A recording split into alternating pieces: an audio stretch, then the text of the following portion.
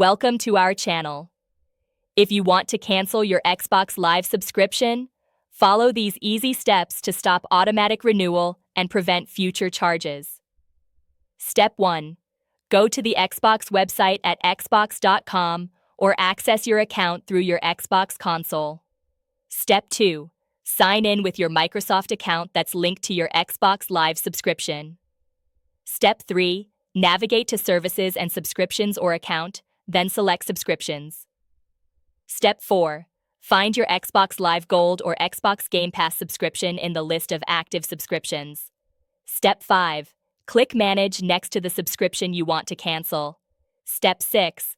Select Turn off recurring billing or cancel subscription from the available options. Step 7.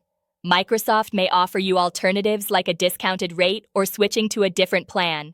Decline these if you want to proceed with cancellation. Step 8.